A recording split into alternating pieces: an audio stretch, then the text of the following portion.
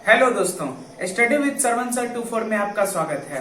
और आज से हम लोग इतिहास को पढ़ने वाले हैं, तो आप मेरे साथ जुड़कर संपूर्ण इतिहास की पढ़ाई कर सकते हैं।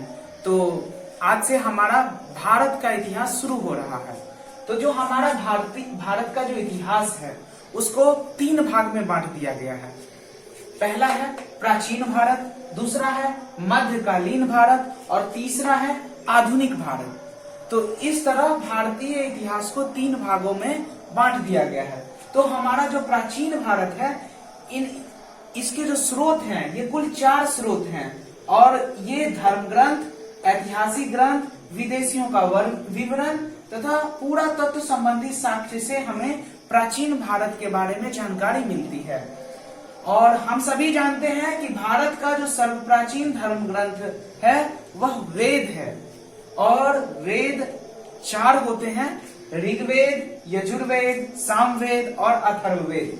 तो अब हम बारी बारी से सारे वेद के बारे में पहले जानेंगे। तो सबसे जो पहला है हमारा वेद वह है ऋग्वेद। और ऋग्वेद क्या है? तो ऋचाओं के क्रमबद्ध ज्ञान के संग्रह को ऋग्वेद कहा जाता है। और इसमें कुल 10 मंडल, 1028 सूक्त एवं 10,462 ऋचाएं हैं। अब कुछ इंपोर्टेंट हम लोग मंडल के बारे में जानेंगे। तो इसके तीसरे मंडल में सूर्य देवता को समर्पित प्रसिद्ध गायत्री मंत्र है। और इसके 9वें मंडल में देवता सोम का उल्लेख है तथा इसके 10वें मंडल में वर्णित पुरुष सूक्त है, जिसके अनुसार हमारे समाज को 4 वर्ण में बांट दिया गया है। वह ब्राह्मण, क्षत्रिय, वैश्य तथा शूद्र का उल्लेख हमें मिलता है।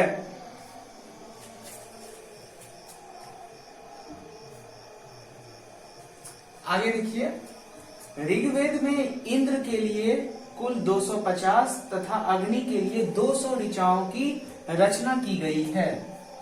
ऋग्वेद में गाय के लिए अघन्य शब्द का प्रयोग हुआ है तथा इसके पाठकर्ता को होत्री कहा जाता है। जो दूसरा है हमारा वेद वह है यजुर्वेद। और यजुर्वेद में यज्ञों के नियमों एवं विधि विधानों का संकलन मिलता है। और यह एक ऐसा वेद है जो गद्य एवं पद्य दोनों में है तथा इसके पाठकर्ता को अध्वर्यु कहते हैं। और तीसरा जो है हमारा वह है सामवेद। और इसे भारतीय संगीत का जनक कहा जाता है। और सामवेद का संकलन ऋग्वेद पर ही आधारित है तथा इसके पाठकर्ता को उद्रात्री कहते हैं। और जो हमारा चौथा वेद है वह है अथर्ववेद। और इसमें मानव जीवन के सभी पक्षों जैसे कि गृह निर्माण, कृषि की उन्नति, रोग निवारण, औषधियां, शाप, वशीकरण तथा जादू टोना का भी उल्लेख अथर्ववेद में ही मिलता है।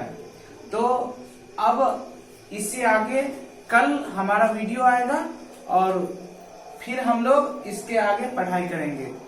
तो अगर अच्छा लगा हो तो हमारे चैनल को सब्सक्राइब करें, लाइक करें, शेयर करें। धन्यवाद।